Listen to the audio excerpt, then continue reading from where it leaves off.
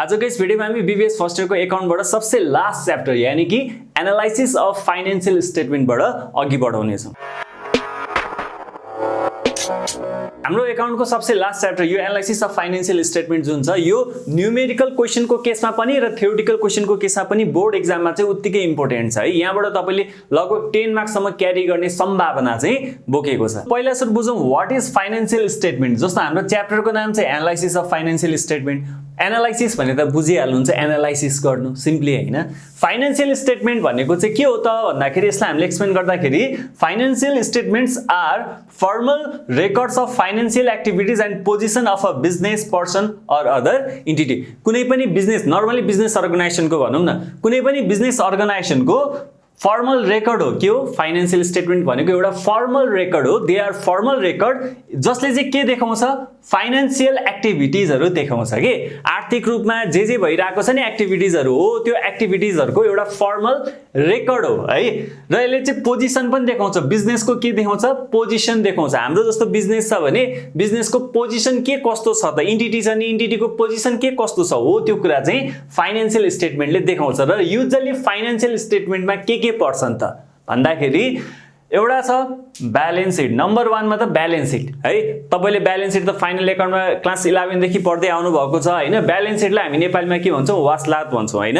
र ब्यालेन्स सिटले चाहिँ के देखाउँछ एसेट्स र लायबिलिटीजको पोजिसन देखाउँछ। कुनै पनि कम्पनीको सम्पत्ति के कस्तो छ कस्तो अवस्थामा छ दायित्वहरु के कस्तो छ हैन ती सबै कुराहरु ब्यालेन्स सिटले देखाउँछ। यतापटि एसेट्स हुन्छ यतापटि लायबिलिटीज यतापटि सम्पत्ति हुन्छ भने अर्कोपटि के हुन्छ दायित्व हुन्छ है।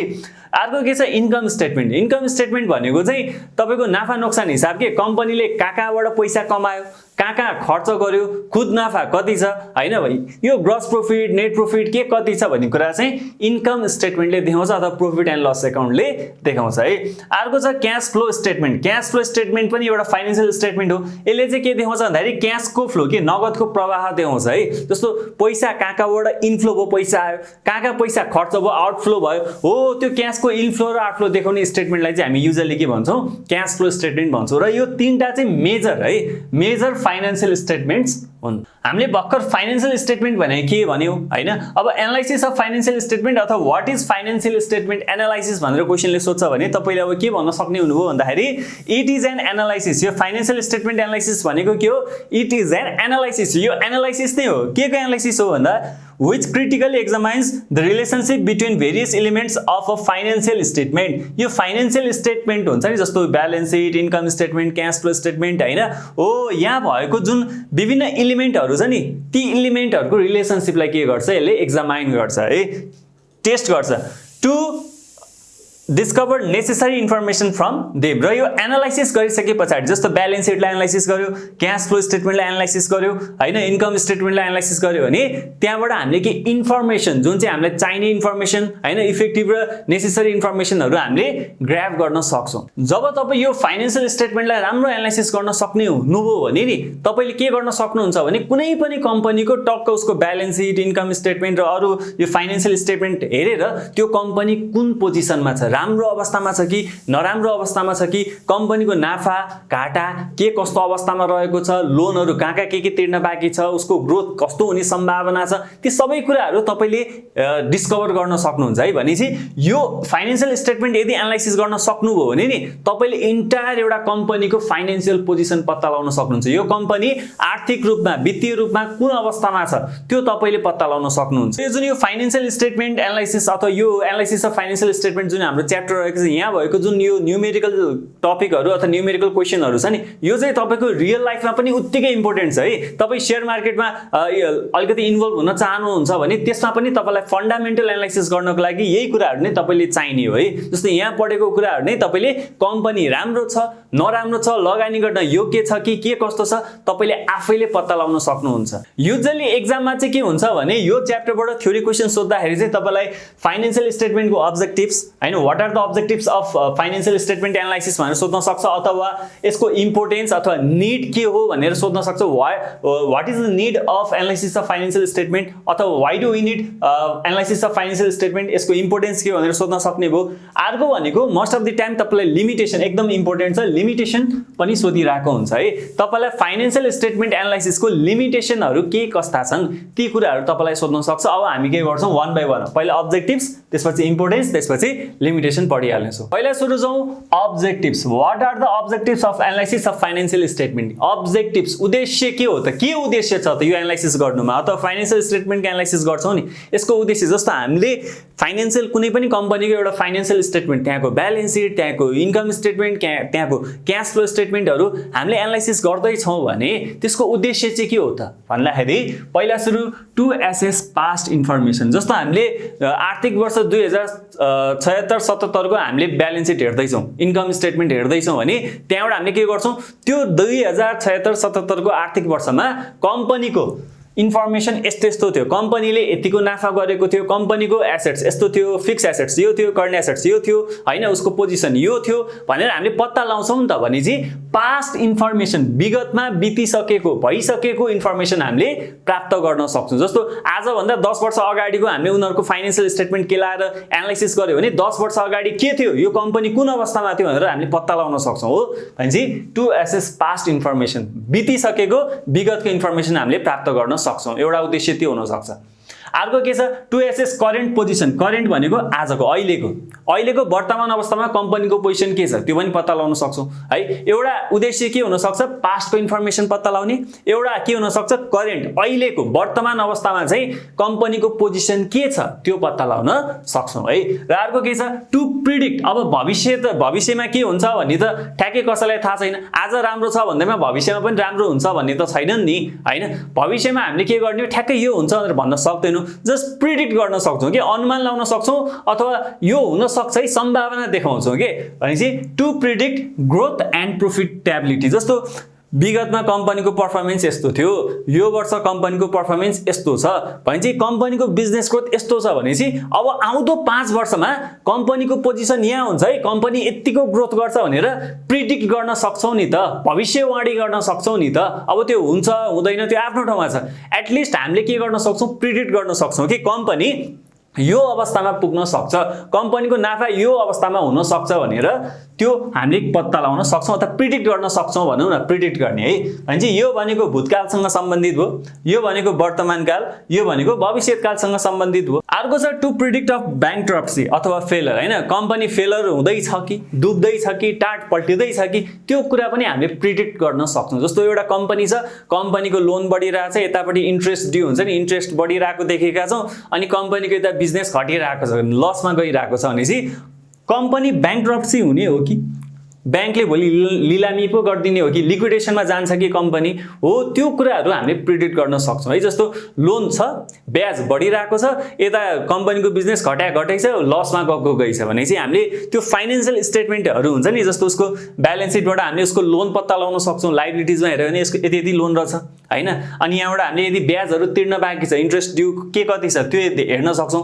इन्कम स्टेटमेन्टमा कम्पनीले कतिको सेल्स गर्यो हैन, उसको खर्चहरू के कति भइरहेको छ, इन्कम कहाँ भयो, एक्सपेन्सेस कहाँ भयो, ऊ नाफामा छ कि घाटामा छ कि त्यो पत्ता लगाउन सक्छौँ। भनेपछि यहाँबाट हामीले के पत्ता लगाउन सक्छौँ कम्पनी भोलि डुब्दैछ कि अथवा डुब्ने सम्भावना कति छ त्यो कुराहरू हामीले पत्ता लगाउन सक्छौँ हो। भनेपछि अर्को अब्जेक्टिभ्स के हुँदो रहेछ भन्दाखेरि टु प्रिडिक्ट ब्याङ्क्रप्सी अथवा फेलर अफ द कम्पनी है, कम्पनी फेलर हुँदैछ या ब्याङ्क्रप्सी हुँदैछ अथवा टाट पल्टिँदैछ भनौँ न। अर्को छ टु मेक लोन डिसिजन है, loan decision by financial institution. Financial institution भनेको वित्तीय संस्थाहरू है, जस्तो ब्याङ्क हैन, जस्तो फाइनान्स कम्पनीजहरू होला, डेभलपमेन्ट ब्याङ्कहरू होला, लघु वित्त हैन, सहकारी होला, यी सबैलाई हामी के भन्छौँ फाइनान्शियल इन्स्टिट्युसन है। नर्मली हामी कमर्सियल ब्याङ्क भनेर बुझिरहन्छौँ है। र यो फाइनान्शियल इन्स्टिट्युसनहरू जुन छन् नि यिनीहरूले चाहिँ जस्तो कुनै कम्पनीलाई लोन दिँदैछ भने नि लोन दिनु अगाडि यत्तिकै हावातालमा दिँदैन कि। जस्तो हाम्रो एउटा कम्पनी छ, हाम्रो एउटा कम्पनीलाई रिप्रेजेन्ट गरेर ब्याङ्कमा गयौँ र हाम्रो कम्पनीलाई लोन दिनु पर्यो है भनेर हामीले त्यो ब्याङ्कसँग रिक्वेस्ट गर्यौँ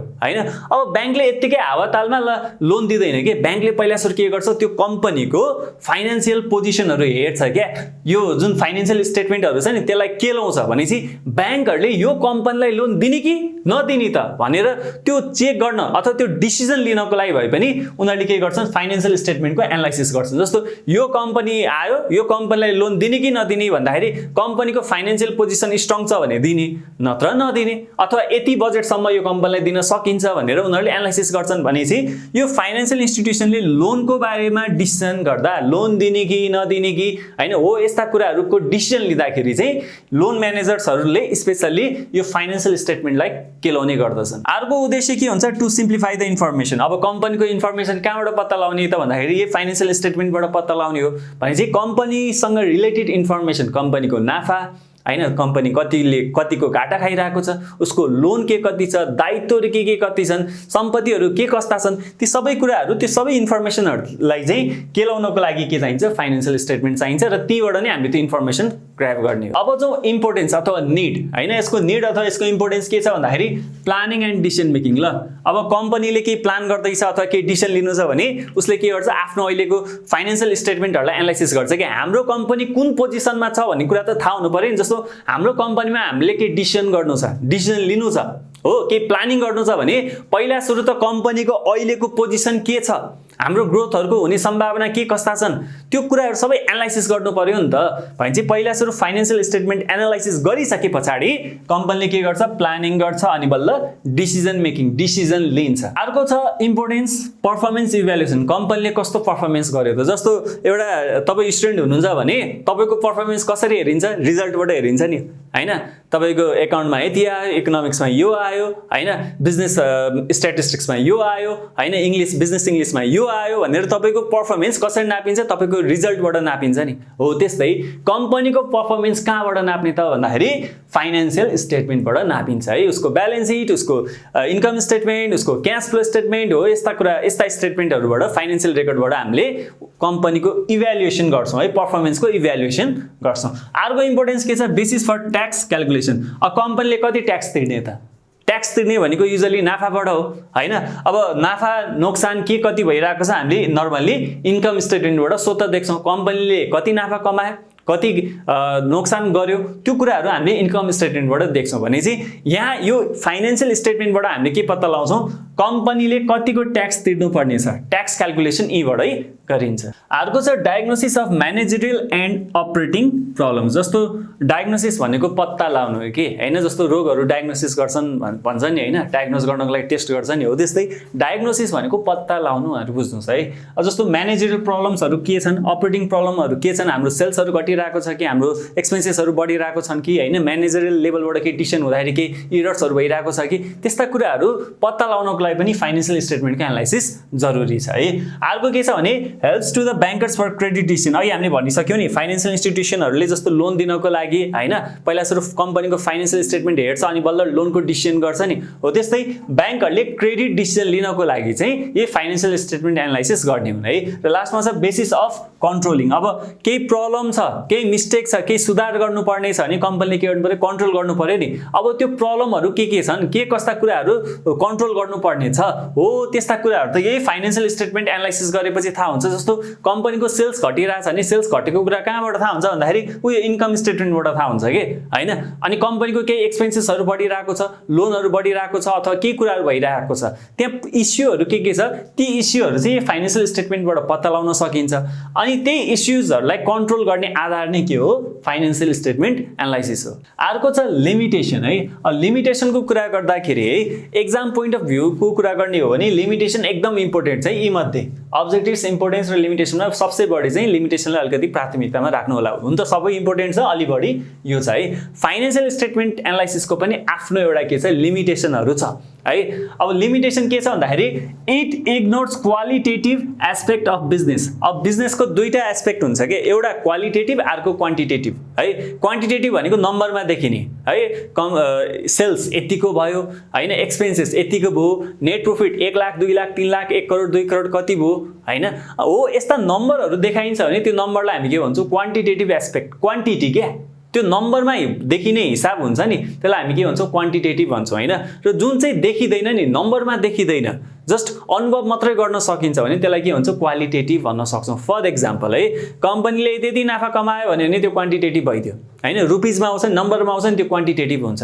क्वालिटेटिभ भनेको कम्पनीको अब ग्रोथ हुने अवस्था यस्तो यस्तो छ है, राजनीतिक अवस्था यस्तो भएको छ, गभर्नमेन्ट यो फिल्ड अथवा यो इन्डस्ट्री प्रति एकदम सकारात्मक छ, अब यो इन्डस्ट्रीको ग्रोथ हुने सम्भावना छ हो, यस्ता कुराहरूलाई त त्यो नम्बरले समेट्न सक्दैन भनेपछि त्यो जुन क्वालिटेटिभ एस्पेक्ट हुन्छ नि, कम्पनीमा अब नयाँ म्यानेजमेन्ट आउँदैछ, कम्पनी अब यस्तो हुने सम्भावना छ, जुन नम्बरमा देखिँदैन नि, क्वालिटीमा देखिने हुने कुरा जुन नम्बरमा देखिँदैन हो, त्यस्ता क्वालिटेटिभ एस्पेक्टलाई चाहिँ यो फाइनेन्शियल स्टेटमेन्टले देखाउन सक्दैन। फाइनेन्शियल स्टेटमेन्टले जस्ट नम्बरमा देखाउँछ है, एसेट्स यति थियो, लायबिलिटिज यति थियो, जुन हामी हिसाब गर्छौँ नि न्युमेरिकल प्रब्लमहरू हो, त्यस्ता मात्रै कुरा क्वान्टिटेटिभ एस्पेक्टमा पर्छन् भने यो फाइनेन्शियल स्टेटमेन्ट एनालाइसिस गर्दाखेरि क्वालिटेटिभ एस्पेक्टहरू चाहिँ छुट्छ। अर्को छ chances of biasness in analysis. Biasness के पूर्वग्राही हैन, जस्तो के हुन्छ भने मैले पहिला सुरु एउटा किराना पसल खोलेको थिएँ होला, म त्यहाँ नमजाले डुबेको थिएँ कि है, त्यसपछि म त्यो किराना पसल छोडेर म अरू बिजनेसमा लाग्यो होला।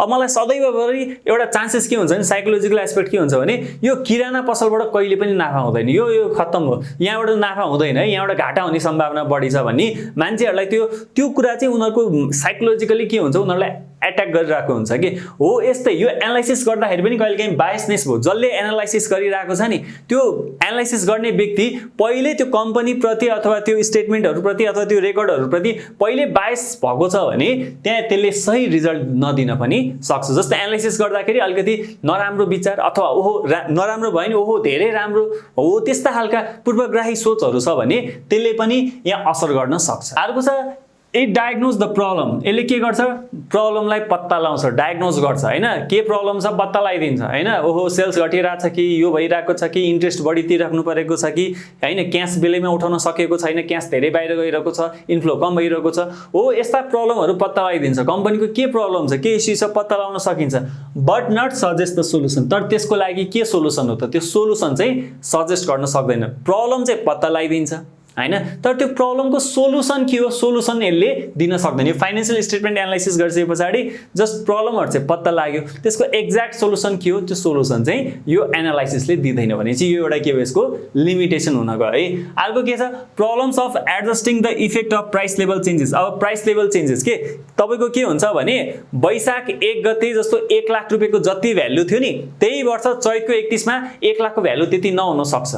टाइम भ्यालु अफ मनी हामीले पढेका छौं नि इकोनोमिक्समा हैन, के हुन्छ भने पैसाको प्राइसको भ्यालु युजुअली घटिरहेको हुन सक्छ इन्फ्लेसनको कारणले गर्दाखेरि है। वैशाख 1 गते 1 लाख रुपैयाँको जति भ्यालु थियो चैतको 31 गते त्यही वर्ष 12 महिनापछि भनौं न 365 दिन पछाडी अथवा 365औं दिनको दिन त्यो 1 लाखको भ्यालु घटिसकेको हुन्छ भनेपछि अब हामीले त एनालाइसिस गर्दाखेरि त 2 वर्ष अगाडि यस्तो थियो, 1 वर्ष अगाडि यस्तो थियो, यो वर्ष यो महिना यस्तो थियो, यो महिना यस्तो भयो भनेर हामीले कम्पेयर गर्दाखेरि त्यो प्राइस लेभल चेन्जेसलाई त हामीले त्यहाँ त्यसलाई मिलाउन एडजस्ट गर्न सक्दैनौं नि त। भनेपछि यो फाइनान्शियल स्टेटमेन्ट एनालाइसिस गर्दाखेरि जुन यो प्राइस लेभल चेन्जेस भएको हुन्छ नि, युजुअली इन्फ्लेसन भइरहेको हुन्छ नि मार्केटमा, मुद्रास्फीति तपाईले इकोनोमिक्समा पढ्नु भएको छ हो, त्यस्ता प्राइस लेभल चेन्जेसहरुलाई चाहिँ यसले एडजस्ट गर्न सक्दैन। अर्को छ चान्सेस अफ रङ एनालाइसिस है and misleading to the users. कहिलेकाहीँ के भइदिन्छ, रङ एनालाइसिस हुन जान्छ कि एनालाइसिस गर्ने क्रममा है, किनभने balance sheet, income statement, cash flow statement each and every इलिमेन्टलाई हामीले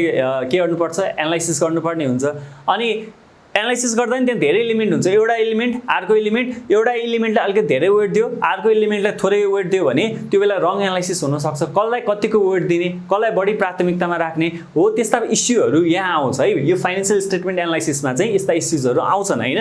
कहिलेकाहीँ के भइदिन्छ, एनालाइसिस गर्दा गर्दा के हुन्छ तपाईको त्यहाँ एनालाइसिस नै रङ हुन सक्छ। गर्छु जान हैन कि कहिलेकाहीँ रङ एनालाइसिस भइदिन सक्छ र युजरहरुलाई जस्तो हामीले एनालाइसिस गरेर एउटा रिपोर्ट तयार पार्यौं, त्यो रिपोर्टमा के हुन्छ मिसलिडिङ इन्फर्मेसनहरु पनि हुन सक्छ। भन्न खोजेको एउटा तर लास्टमा भइदिन्छ सेन्स के आउँछ अर्को सेन्स लाग्ने खालका त्यस्ता एनालाइसिसहरु पनि कहिलेकाहीँ हुन सक्छ।